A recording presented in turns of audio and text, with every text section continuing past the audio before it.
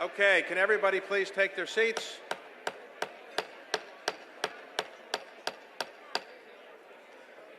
Okay. Could everybody please sit down for a moment?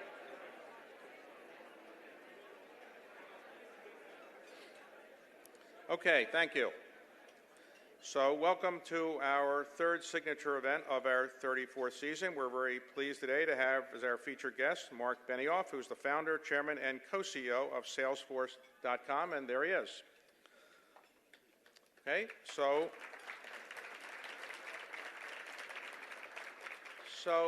how many of you watched the Nats game the other night? Anybody? Okay. How many people saw in the front row Gina Adams sitting there? How many? Any of you? I did. Gina Adams is going to talk a little bit about the Nats game and also our education program. Gina? That was you, right? That was definitely Okay. Go Nats! Thanks, David. So the Economic Club of Washington, D.C. sponsors education initiatives that provides scholarships, internships, mentoring, alumni engagement, academic enrichment opportunities, and doctoral fellowships. The cornerstone of the education initiatives is the David M. Rubenstein Economic Club of Washington Scholarship Program. It is dedicated to college-bound graduates of select D.C. public and charter high schools. Established and funded by our president, David Rubenstein.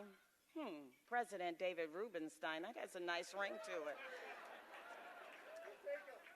In 2008, this program is now one of the most significant private sector's supporters of Washington, D.C. scholars. During the past 11 years, thanks to David, the program has awarded more than $6.5 million in scholarships to 495 students.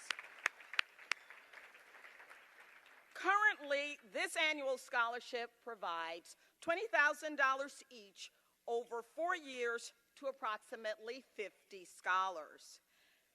Now, David's generosity over the years has continued to inspire others, and we are pleased to announce the launch of a Scholars to Leaders Legacy Fund to formally recognize contributions from club members of $100,000 and greater to directly enrich and empower the growth of the program. This second commitment to the fund came from the Linda Rabbit and John Whalen Family Foundation, adding to an initial grant from the A. James and Alice B. Clark Foundation earlier this year.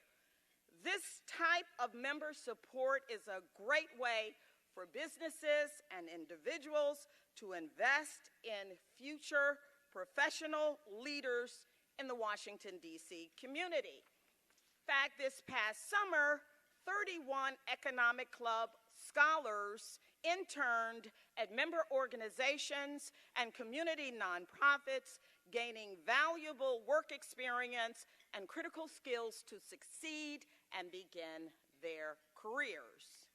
Now, we're asking members to help us increase our impact by hosting an intern during the summer of 2020.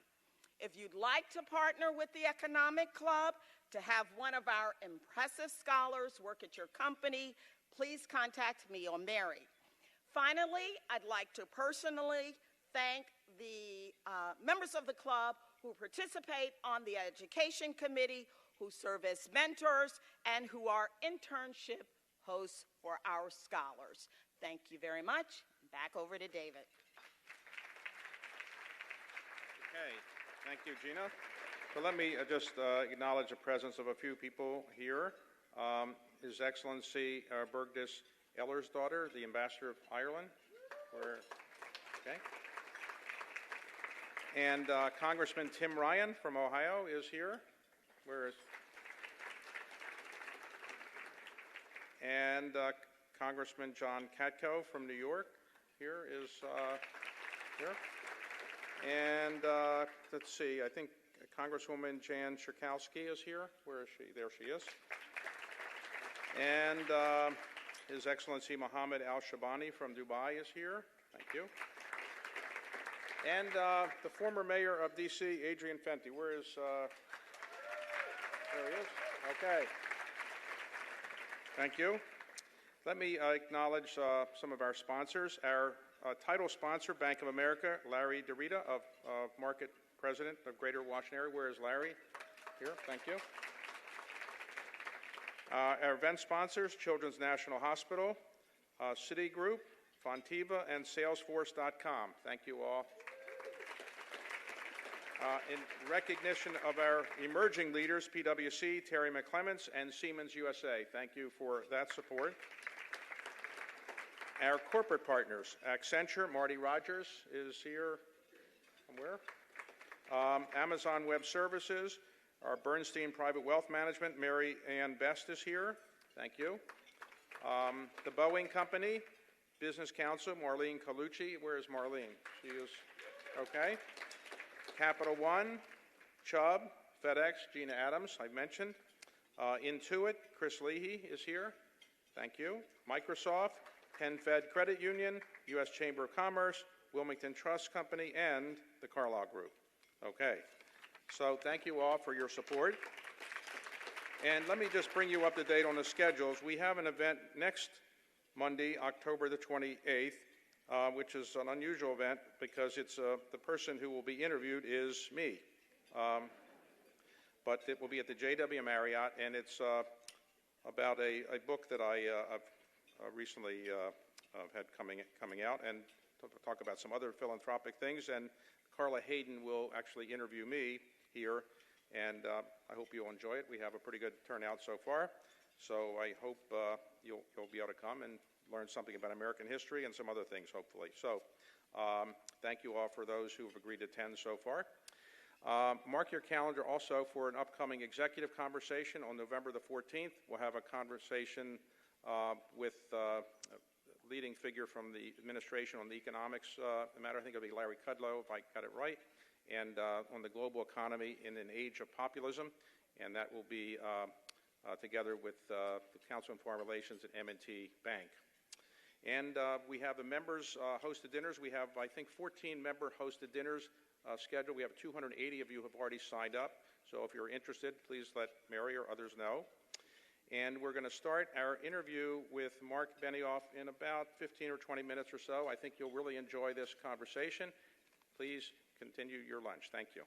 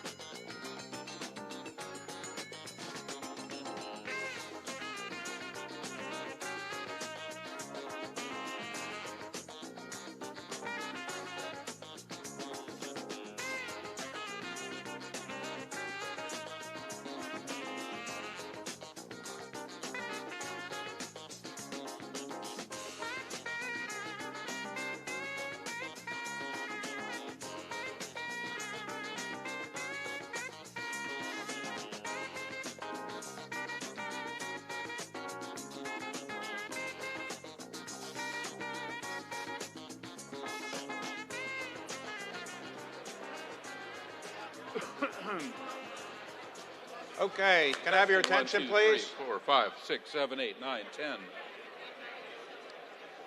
It's nice to have a little sign there to know who I am. See, It's where you should sit. I might keep this, actually. Okay, can I have your attention, please? Quiet. We're very pleased today to have Marc Benioff, who's the founder and chairman and co-CEO now. He was the CEO for a long time, now the co-CEO. I never know how to sit in these chairs, by the way. Well, you're doing a pretty good job. Do you like this, or do I go like the Trump, more like, I don't know what Whatever I'm makes supposed you to feel most like comfortable. this, like that? What am I supposed to do? Well, whatever makes you feel most comfortable. All right, I'll do like this. So you can change, too. All right, well, I notice you're more forward. Well, I'm not as, All right. young and agile as you are. I'm older. All right. So. Okay? Just want to make sure I know. I don't want to disappoint you because I know you're an expert at this. I'm not. That's right. You're I was the like, how do expert. I supposed to sit? Well, you're sitting pretty well. All right. Everybody think his posture's fine? I think so. Yeah, all right. Thank you. And nice talking to everybody. That'll be it for tonight. Okay. So, you recently, with your wife, bought Time Magazine. Yes, Molly is here. Molly, stand up. Our local award-winning journalist covering Washington, D.C. Amazing. So, now that you own Time Magazine, do you get to pick who's the person of the year, or do friends call you up and say, I've pick been me? telling you I can't do it. I know you want to be. I get it. We shouldn't bring it up here. Well, maybe next. David, you're look, I realize you are a good candidate. Right. I get it. All But right. look, There's advertising in I'm not involved in editorial. You You're can not. go talk to Molly. She All can right. talk to So, Edward, like but you don't pick. I can't. Look, I'm sure you're a worthwhile candidate. Well, I get it. I think understand. so. Okay. Yeah. So And you got that book coming out. It's cool. I do. It's not awesome. going to sell as many as this book, but well, I don't know. It looks pretty good. all right. Well, maybe it'll be on the cover of Time soon. You never know. Well, that, So- So what talk about to Molly. now? Why did you buy Time, by the way? That's a very good question. We actually are looking for ways to impact and really to add more trust and impact in the world. And one of the things that I've always loved about Time Magazine, really there's four things. One is that it's always been about trust. It is an incredibly impactful business. The stories that not only Molly but also her peers are writing have dramatic impact in the world for the good. It's a fantastic magazine, and it's also all about equality. In fact, that idea that it's about trust, impact, it's a magazine about equality, that's why we call it Time, T-I-M-E. That's where you got it from. Yeah. Wow. Okay. Can you do the same for Salesforce? That didn't go over very well, actually. It's a tough crowd, Washington, D.C. That was actually my better material. All right. Well, let me ask you about Salesforce.com. For those people who are not that familiar with it, there may be a few. You started the company in 1999, Yes. and today it has a market value of about $130 billion. Yes. If you had bought the stock at the beginning, you'd be up about 7,000%. 3,500%, but who's counting? You're more on those kind of things than I am. Well, 3,500%. You're a much better investor. Well, I don't know about that, but okay. So it's a pretty good. 3,500. Yeah, we have had a very good shareholder return.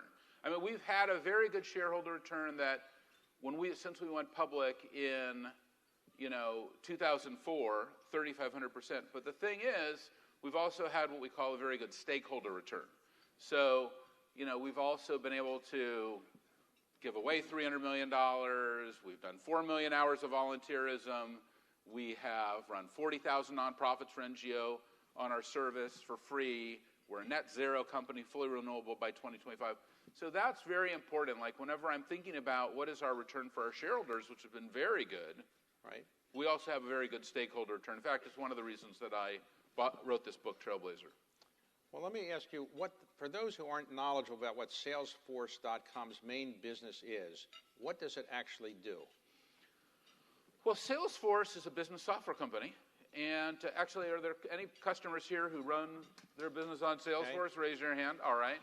Well, one of the people who really raised their hand is in the front row here is Arnie Sorensen. And he is a tremendous executive. And he is the CEO of a company called Marriott. Anybody heard of Marriott? Right. Okay, a couple people. An amazing company, Marriott. And, he has a fantastic opportunity, which is he has a lot of customers. They are amazing.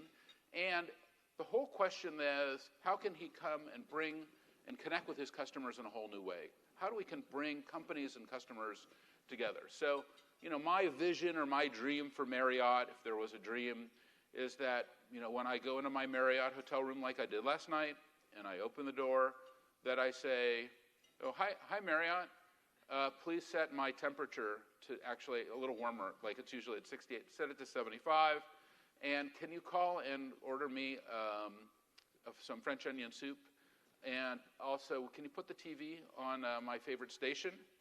And boom, boom, boom, it happens. And typically what happens when I get into a hotel room is, I have to adjust the thermostat, and I never know exactly what. Have you ever had that experience? Every day. I don't know exactly. The TV's, every remote is different.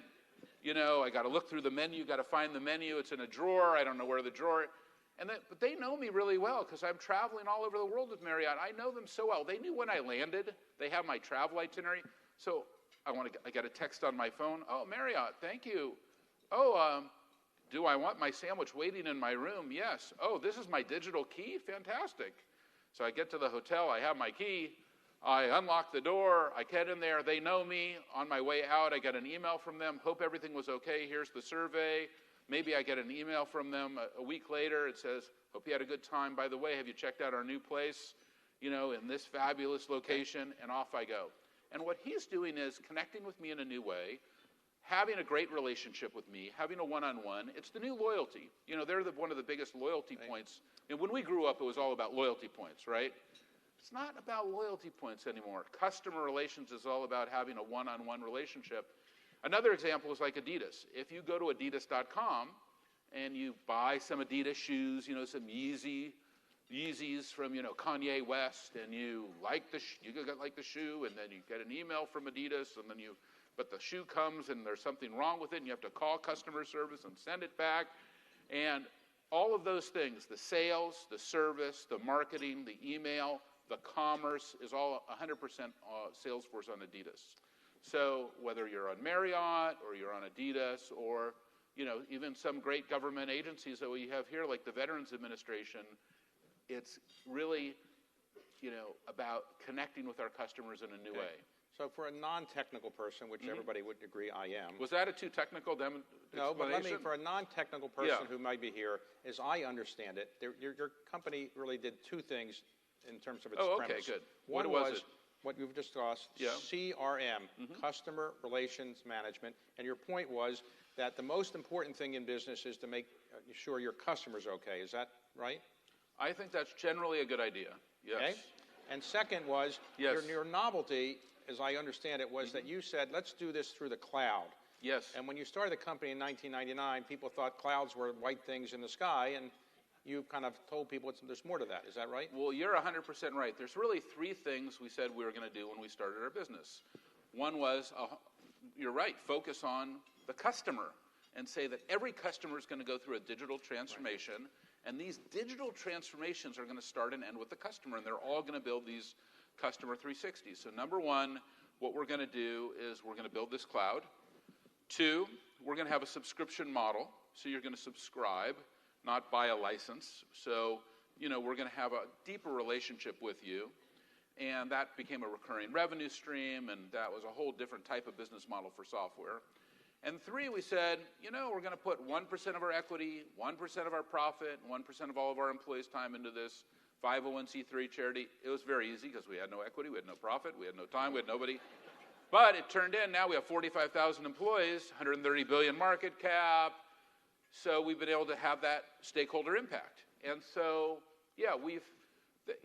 that's why Salesforce is maybe a little different in that right from the beginning we said, we want to do these three things. This is really important to us. Well, you also, from the beginning, as I understand it, from reading this book, which I highly recommend, Trailblazer, I've just finished reading it. They all have one, so they're ready to go. Well, okay, and you're going to autograph one for everybody, right? I will not leave between everyone is autographed. Okay. So, as long as I get it all done within 30 seconds of finishing this speech. The premise was that you wanted to build a company that was actually one that employees felt they were having a culture that they would be proud of. Is that essentially right? Well, really how it all started was, I was working in another software company for a decade from 80... This is Oracle? Oracle from 1980, starting in 1986. And in 1996, I walked into my boss's office, Larry Ellison. Everybody knows who he is. He's been a tremendous mentor to me. And I said to him, I really don't feel good. I am having trouble getting up in the morning. I just am not enjoying my job. I don't really know what's going on. And he goes, you know what you need to do? You need to take a sabbatical. I didn't really know what sabbatical meant. Right. I thought it's some French word or something. But he wanted me to take some time off. So I did. I went to Hawaii, near where Steve Case lives. went to Mau Mai Bay, rented a house, and kind of started to deal with myself. And then I came back, and he's like, you still don't seem exactly right. This was after 90 days.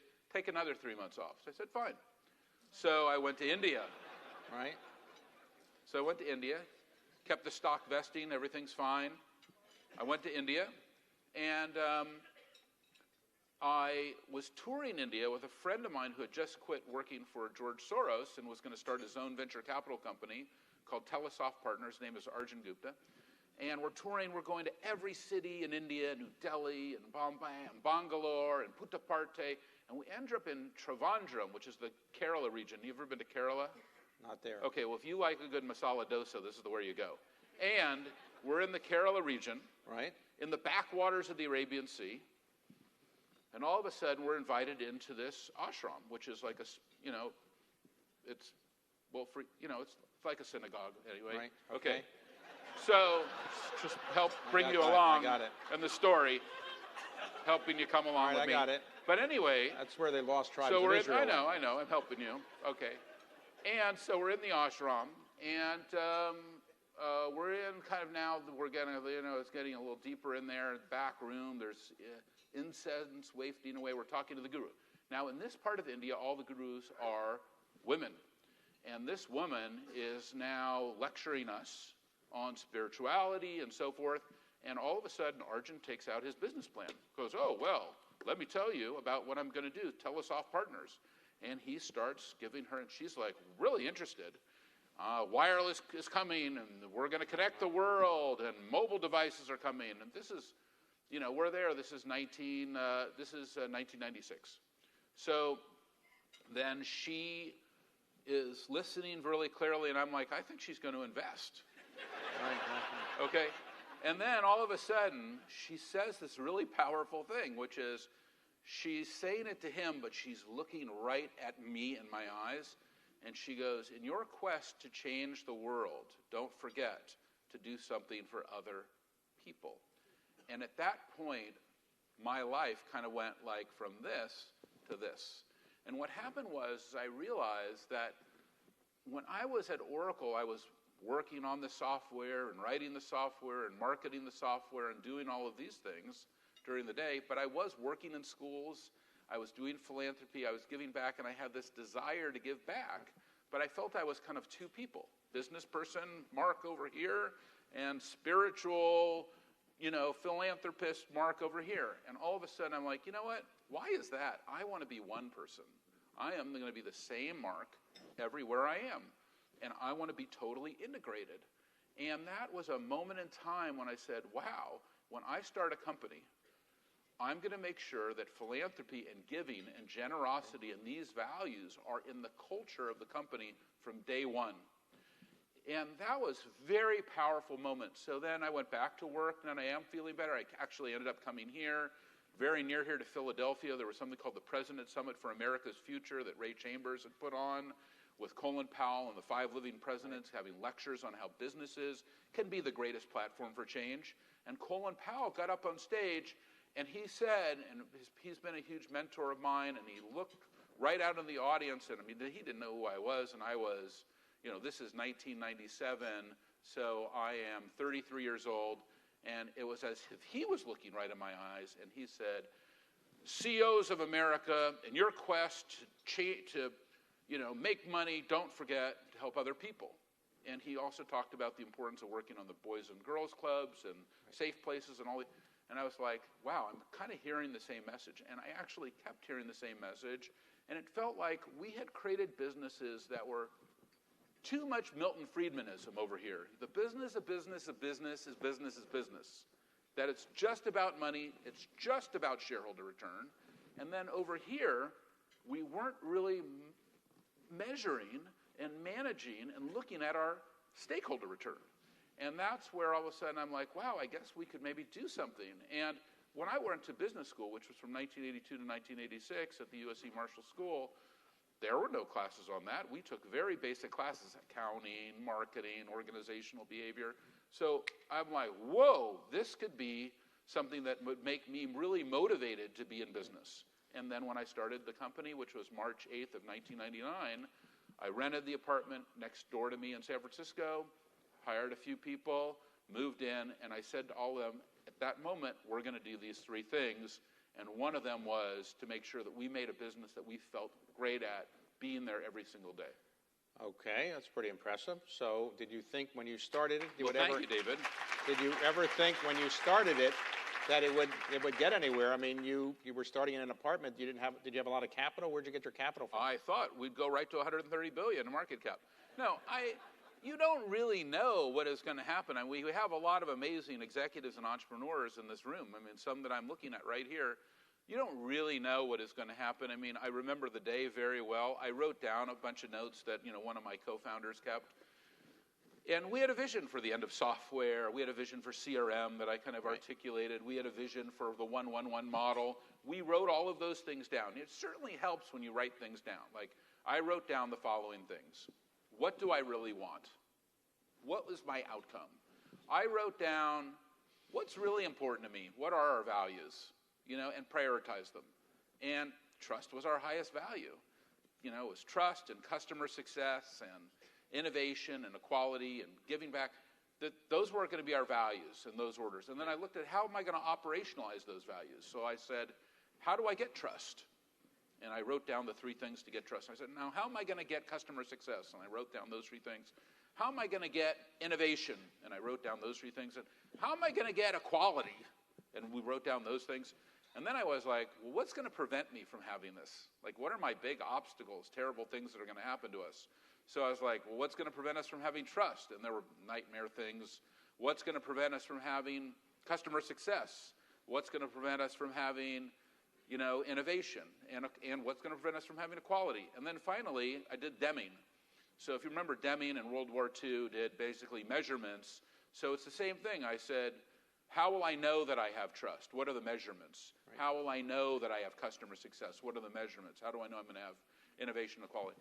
And then I have this model, and I'm like, okay, well, this is now the model, so let's go. And then we started to hire people into the model, and it just got going 21 years ago, exactly like that. That's all we did. Your background was you grew up in San Francisco, is that right? I am a fourth-generation San Franciscan. My mother has told me I'm supposed to say fifth generation, okay. But I am fourth generation as far as I can figure out. And your ancestors came over from Ukraine?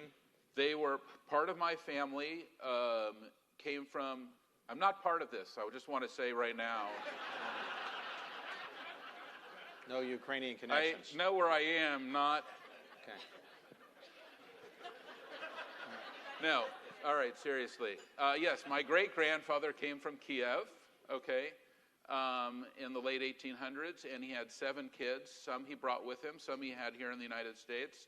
And then you probably know, like David Benioff, who's Stephen Friedman's son, Stephen Friedman, who wrote the Game of Thrones. He's one of the great-grandchildren of Isaac Benioff, and Paul Benioff, who invented quantum computers, and Hugo Victor Benioff, who did the seismograph. They're all related back to Isaac Benioff.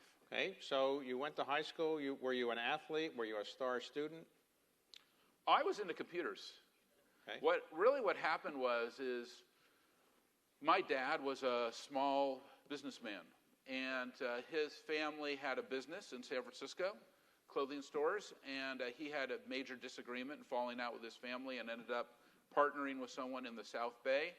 And as part of that, on Saturdays, he had a Buick station wagon, and he used to load the clothes in, and we used to drive around the Bay Area delivering clothes to all the different stores.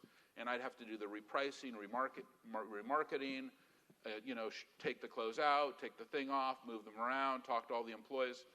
And I really did not like that, actually. It was fun to be with my dad, but I'm like, this is not for me. Probably let him down. He probably thought I'm going to take over his women's clothing stores.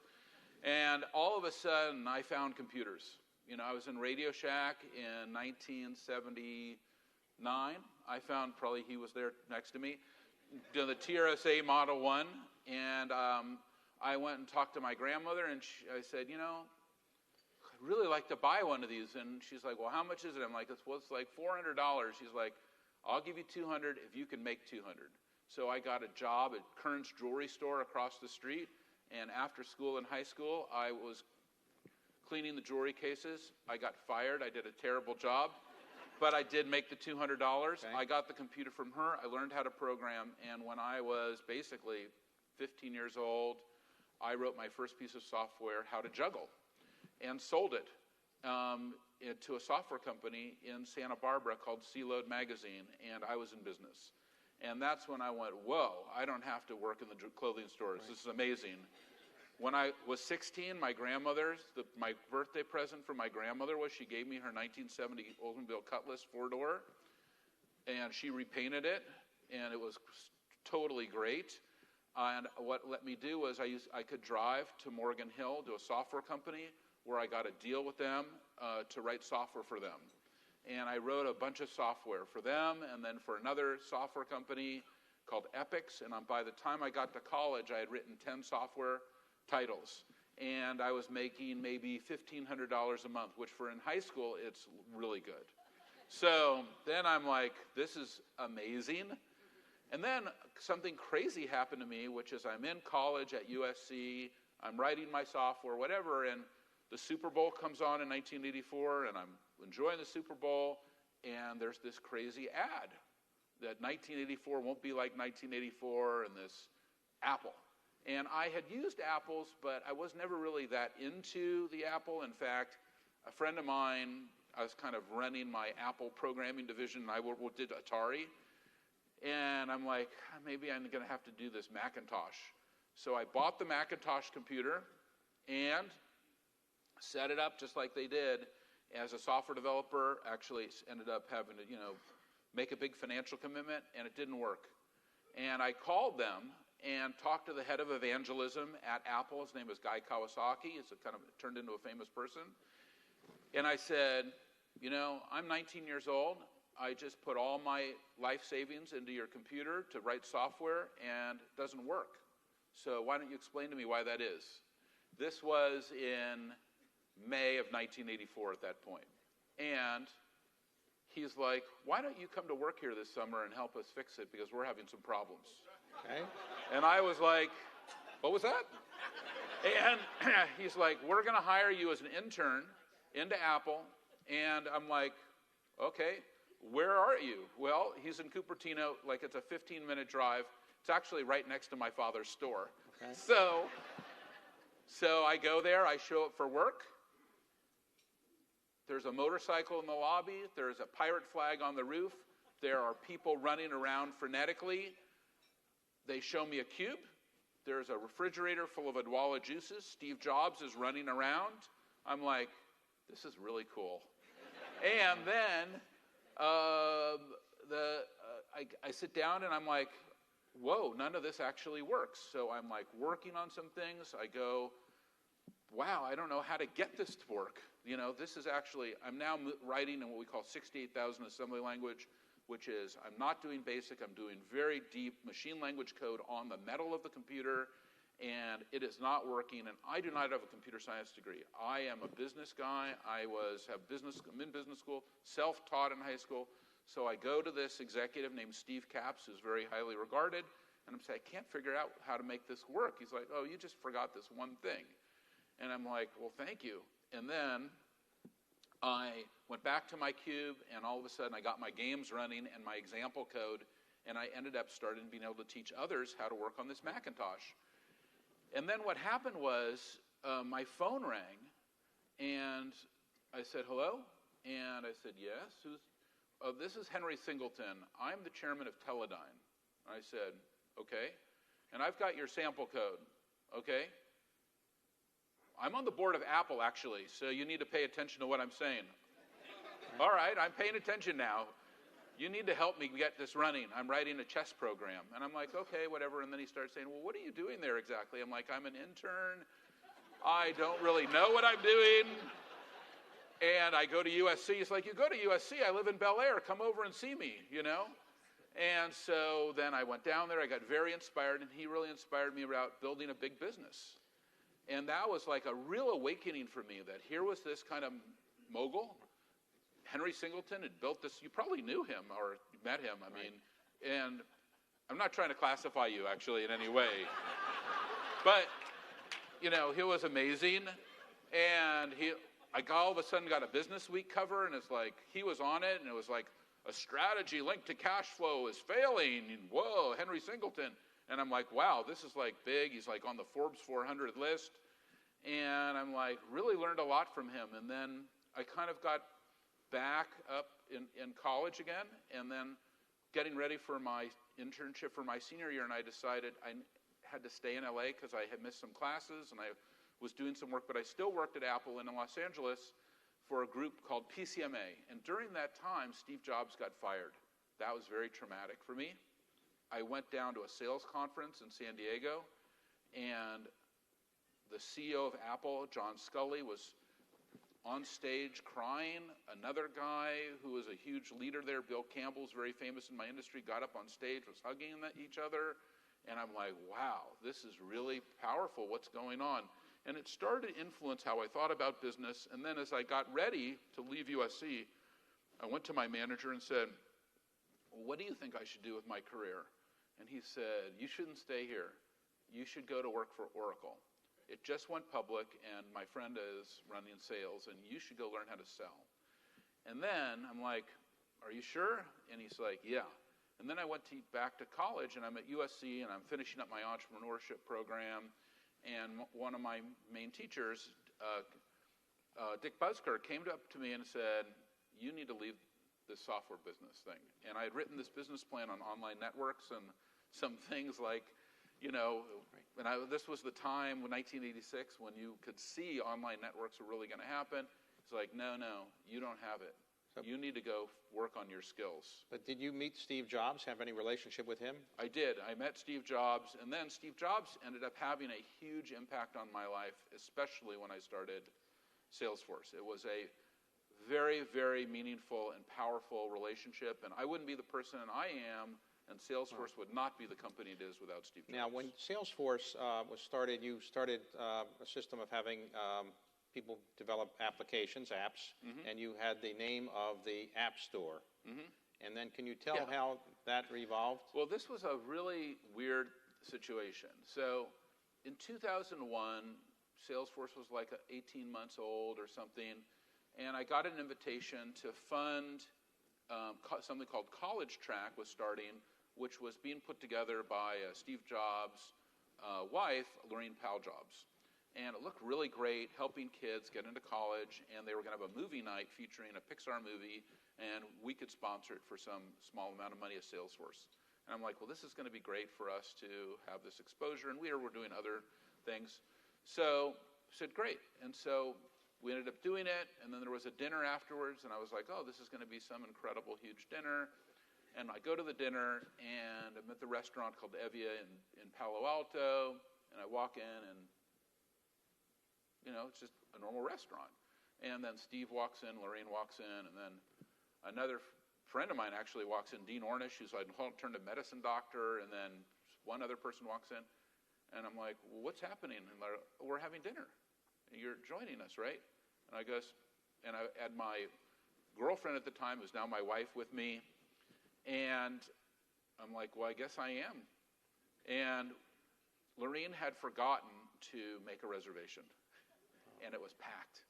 So Steve's like, I'm not leaving until the table opens. Now, I won't go into the aspects of his personality, but just know we weren't leaving. So he's like, you want to see something cool? I'm like, well, yeah. So he goes out of his back pocket. He goes, well, I just introduced this last week.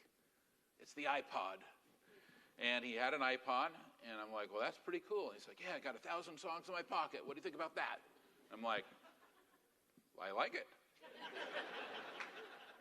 And he's like, yeah, you can turn it like this, and all the laws, you click this, da-da. That is really cool. And then I said to him, you know, it's kind of like a computer. You could probably build a little application there, and that screen could be color. You could probably even have movies. And it probably wouldn't be that hard, and, you know, it'd be really awesome. And he goes, we will never do that. That's the dumbest idea I've ever heard. And that's kind of an insight into his personality, is he never actually told you what he was thinking. In fact, he would even kind of feign you off or kind of say, no, that's not exact. But of course he was thinking that way. He's brilliant. And so he had the beginning of the iPod and the iPhone. So then at the end we have this nice long dinner. It goes on for hours. And at the end then he says, well, Mark, do you need some help running Salesforce? And I go, well, maybe. And he goes, well, if you really need help, you better come and see me in my office, and I will help you. And that was very scary, because being around him for me was scary. It's like a guru type figure. Right. And I'm really like, even being able to say something like what I said to him was like, took everything to say that. So then I kind of got my courage up, and we went down there, and I took my two co-founders with me. And before we walked in the room, I said to them, let me tell you what this is going to be like. Don't say anything. Do not open your mouth. Do you understand me? Yes. What are we going to do? Take notes. Write down every single thing that he says. We're going to meet somebody who's truly prophetic, visionary, and we're just going to listen. That's the only thing to do in this situation. All right, fine. So then we walk in, and he's like, well, I'd really like to see a demo of this. And we're demoing Salesforce. He goes, well, this is shit. And I'm like, well, it's the best I can do. He's like, because you're building an HTML, and you shouldn't be doing that. You should be building it this way, and whatever. I'm like, but we have to build it like this because it's going to run on the internet. No, you have to build it natively. And I'm like, all right. And then he's like, you know what, Mark? There's 3 things you better do, and you better do it right now. And I'm like, okay, what are they? Number 1, you better go get the biggest customer you possibly can get, somebody like Avon. I'm like, Avon? Yes. So at the time, the CEO of Avon was on his board. She's an amazing CEO. And Avon was really on his mind. So for him, that was the ultimate enterprise account. Avon it was. 2, said, now, I want you to really understand this. You are going to be 10 times larger in 24 months, or it is over for you. Do you understand what I'm saying? Yes, sir. 10 times larger in 24 months. And one last thing. Yes? You need to go build an application economy. Well, what does that mean?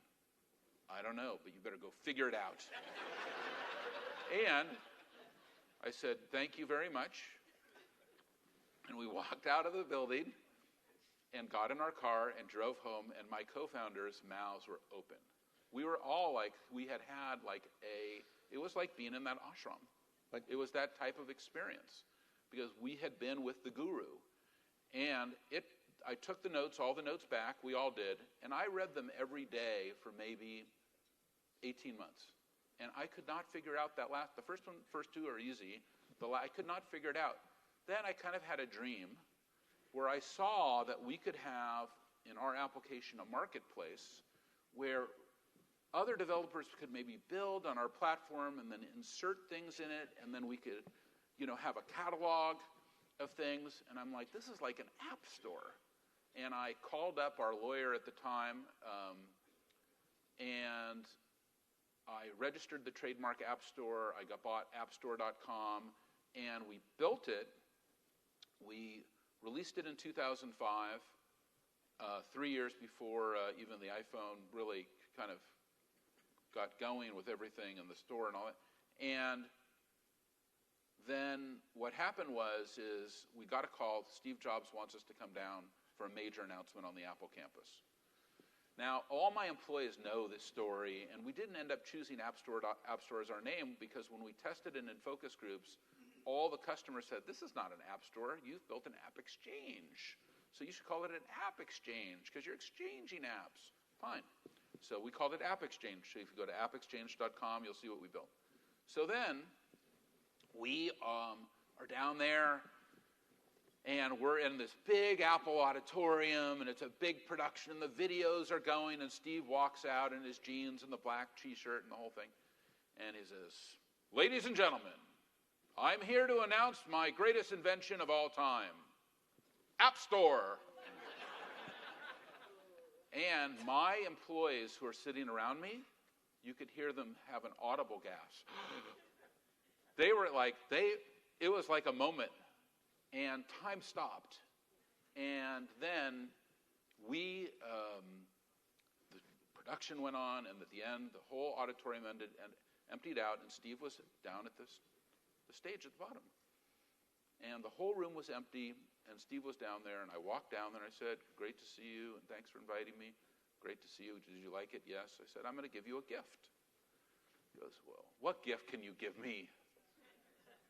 And I said, I'm going to give you the trademark for App Store and the URL for no charge, because thank you for everything you've done for me. And he goes, well, it's not going to be anything. You know the App Store is never really going to work out, right? It's not going to be that big. And I'm like, I know, but just in case, you should have this. It worked out.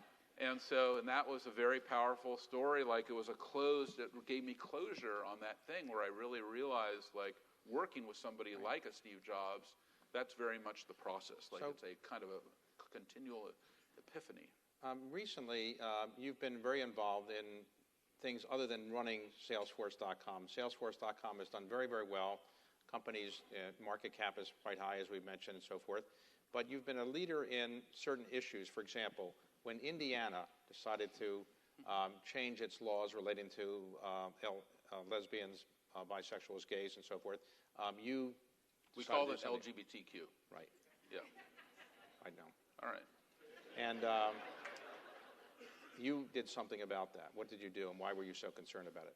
Okay, well, it wasn't, look, I'm in San Francisco, okay, and what has happened is we actually acquired a company in Indiana, and we're not just the largest employer in San Francisco and the largest tech company in San Francisco, but we're actually the largest tech company in Indiana and Indianapolis. And if you go to Indianapolis, you'll see a gorgeous Salesforce tower. Call me ahead of time. Unbelievable view. And I love Indiana. Hoosiers, it's a great place. And I know Mike Pence because I'd already been there. He's the governor of the state, and I know the mayors. I know everybody there because we're doing economic development. We're, reskilling, we're retraining, we're growing a huge company in Indiana. This is very important to us. And my employees call me, and they go, well, we have a problem. And I said, well, what's the problem? And they're like, well, there's this law that's about to get signed by Mike Pence. You know Mike. And I said, yes, great guy. And, well, they're going to discriminate against our gay employees, and everyone here is having a freak out. What are you going to do about it? I'm like, what am I going to do about it? I don't know. What am I going to do about it? And they said, well, you'd have to do something about it. And I'm like, I do? Yes, you do. And I'm kind of listening to them, and it just feels inside that they're right. So I'm like, don't worry. Mike Pence is never going to sign a law discriminating against gays. I met him. He's great. Well, he did. And I was reading on the internet. I was driving home on 280. It was late at night, and I actually had a driver, and I'm on my, Twitter, whatever, and all of a sudden it says, Mike Pence signs this law. And I had already sent him a couple letters and talked to him, and I was really surprised and maybe a little upset. And I tweeted, well, this is going to force us, if Indiana is going to discriminate against our LGBTQ employees, then we are going to disinvest in Indiana. Because how am I going to bring my customers there and my employees there? And how am I going to hire and make a great tech company there if they're discriminating against LGBTQ employees and customers and everybody else? And that opened a door. And by the next day, every other company like Cummins and Eli Lilly in Indiana and hundreds of other companies, even companies all over the world, said, we agree with Mark, we're also going to disinvest. And Mike Pence called me and said, well, what are we going to do? And I'm like, I think we're going to have to issue rolling economic sanctions against the state of Indiana. And he's like, well, what does that mean? I'm like, I don't know, but I think it's going to be bad. And he's like, well, what should we do? I'm like, why don't we just resolve this? We know each other. This is not that hard. And in fact, I sent 2 of my employees to his office, and within a couple days, it was worked out. He changed the law, and it was all behind us. Right. And by the way, I think that's how it should work anyway. It was very easy. Now, you did a similar thing You did a similar thing not long ago when in San Francisco there was a tax that was proposed to help pay for homelessness, which is a big problem in San Francisco. Mm-hmm. Most CEOs in the tech world said, this is crazy, we're against it. You said you're supporting it, and you lobbied for it, and it actually passed. Why did you get so involved? Well, when I was in business school, it's very simple. You know, it's like a Pavlovian reaction. You probably have it yourself. If you're a CEO and you hear the word tax, you're supposed to say no. Someone says, do you want this tax? You say no. Do you want lower taxes? Yes. How much? 0. You know, it's like 0. We want 0 taxes and the lowest possible. Well, anyway, where I live in San Francisco, it's a bit of a nightmare right now because our safety net has kind of fallen out of the bottom as we have had massive economic success. Kind of those who need things like extremely low-income housing, high levels of social services, and the ability to stay alive, they're not getting the services that they need. So when I walk to my office, which we have this gorgeous new tower in San Francisco called Salesforce Tower. Tallest building west of the Mississippi. Tallest building west of the Mississippi. It's a Blackwater building, which means that, not that kind of Blackwater. It means the water is recycled, you know. It's like environmentally friendly. It's a great build, gorgeous. Come visit top tower. Your office is on the very top floor, right? I don't have an office. Oh. I don't have an office anywhere. I just had that question yesterday. That's so interesting. What did you do with the top floor? Somebody asked me if I have an office in the new Time offices, and I'm like, I don't have an office anywhere. Should I have an office? I just think that wherever I am is my office. All right. This is my office right now. But you did something unusual with the top floor that usually people don't do at the top floor. The top floor, really, we said, this is so gorgeous that, and we did this also in Indianapolis. This is so gorgeous that everybody should have access to this.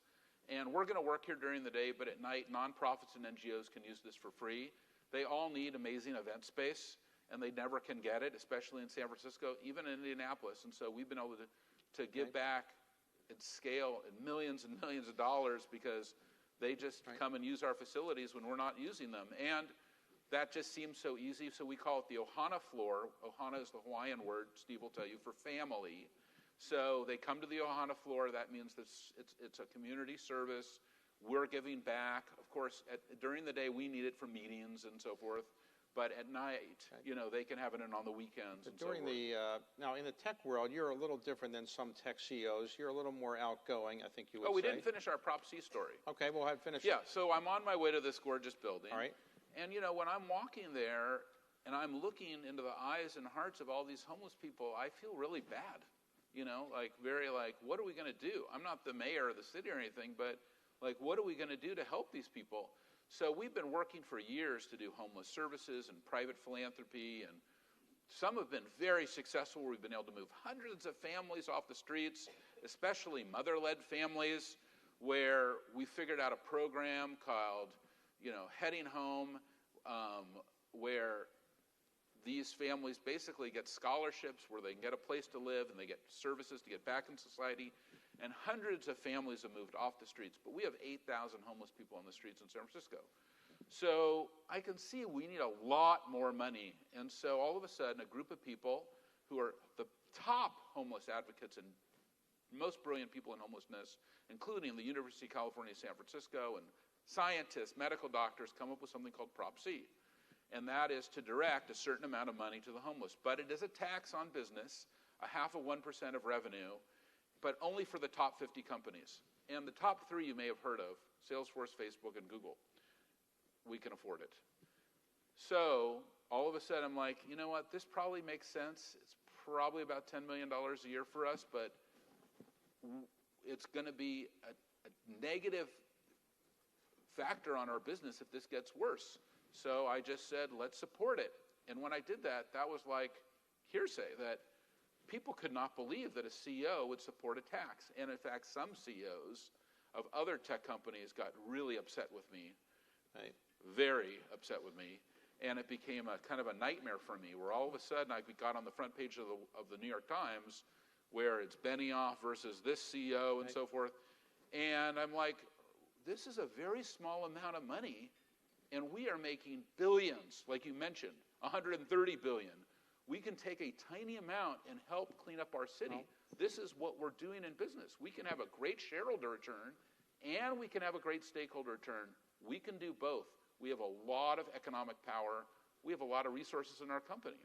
And if we're constantly maximizing, shareholder return, then we may actually impact our business quite negatively, because what happens if the homeless situation goes awry? What happens if our public schools go awry? What happens if the environment goes awry? What happens if there's massive discrimination against different classes of people? Or even, another key stakeholder, our female employees. They came to us and said, you pay female employees less than male employees here at Salesforce. I'm like, well, that's not possible. And then we did the audit and it was true. And then we said, you know what, all right, we will pay men and women the same for the same work. That men and women should be paid the same for the same work. And we have a regular audit. But all of these things, our female employees, the homeless, the public schools, the planet, the LGBTQ employees, they're all our key stakeholders. So it all has to work together. It has to be a beautiful fabric. Businesses, you're like a knitter. You're knitting a beautiful fabric and a beautiful quilt. And if you can bring it all together, you can have a fabulous shareholder return and a fabulous stakeholder return. Now, most CEOs in the tech world are not probably as outgoing as you are. Do you think that's fair to say? Or I'm not outgoing. I am a supercomputer nerd. Okay. Well, recently you said Facebook is cigarettes. Mm-hmm. What do you mean by that? Well, it is. Facebook is the new cigarettes. It is bad for you. It is addictive. They do advertising that's not true. There is, they should be regulated very aggressively. There's a lot of bad stuff that has happened on Facebook. It's been, a lot of stories have been written about by the very people in this room about what is happening to the world. You can also see social media, how it's impacting, mental health issues, especially with teens. You saw suicide rates are, I think, up 56%. It's all linked back to social media. There is a lot of bad stuff associated with that company. Have you heard from Mark Zuckerberg about your Sure. statement? I've talked to him. I've talked to his management team. And what I say is, trust has to be your highest priority. If trust is not your highest priority, and if you're not thinking about all your stakeholders, and you're only focused on money, then what kind of business are you building? You have to actually articulate, like when you do a speech like you did yesterday. He said that the highest value of their company is just free speech. That's all they care about. People should be able to say whatever they want. Well, is that the highest value, or is it trust? It's a very subtle thing. Now, they agree, for example, that pornography should not be on their site. So they have built the technology, and it cleanses their site of pornography. They're very careful about that. They have AI. It's advanced. But there's other things that they allow, and where they could look for truth, where they could actually work to have great integrity, and make sure that everything is accurate and clear. They don't do that. And that, I think, is a problem, and that it needs to be directly addressed. So, Thank you. As a result... And by the way, the people who should directly address it are all of us. We have to all be mindful of where, by the way, Steve Jobs is the one who always said this to me. Be mindful and project the future that you want. We should all be mindful, knowing these things about social media. We can see what's going on. We should be mindful, and we should make sure that the things that are in place, it's kind of like Time Magazine. Time Magazine, I'm held responsible for the content on the site, so hopefully Molly is doing a great job in writing true stories and everything, And then also, that they're a publisher. Facebook is a publisher too. They should be held to the same standards as NBC, CBS, CNN, MSNBC, the New York Times, the Wall Street Journal, and every other media organization we have on the planet. It's no different. As a result of your success at Salesforce and other things, you've obviously made a fair amount of money. Is your goal in the future to make more money, to give it away? Would you consider running for office? Would never be a politician. I will never run for office. I wouldn't know how to run for office. I don't think I could not see how I could do that. I like to go to Hawaii, like where Steve is, enjoy myself. That doesn't really work with that model. I think that business is the greatest platform for change. I think that what I'm doing, I can have more impact doing what I'm doing with 45,000 employees and all my partners and my trailblazers all over the world and inspiring them and other CEOs, you know, like Arnie and I are on the Business Council and Business Roundtable, and say, we can do it. We can change the world. Oh, because, by the way, if you and I don't change the world, no one else is going to. You know, we have to repair the world. We have to improve the world. You know, we're on the board of the World Economic Forum together. We're trustees of the World Economic Forum. You know, our tagline is committed to improving the state of the world. Isn't that everyone's tagline? That's why we're here. That's why we're on this planet, is to improve the state of the world. We're not here just to make money. We're not just here to manipulate other people or to get our way. We're here to improve the world and to love each other. And that's what it's all about. Well, I would say seem like a pretty happy person, though, for all the things, the burdens you have. You're a pretty happy, outgoing person, would you say? I'm happy. And Yeah. so we don't happy enough, you know. We don't have enough time to go through everything that's covered in this book, but I would highly recommend it because it's very well done. It goes through your life and your philosophy of running the company. And thank you. Congratulate you on your success. And well, thank you, David. Thank you for having me right, here. I really my pleasure. appreciate being with you. Let me give you a little Yeah, gift. great. Here.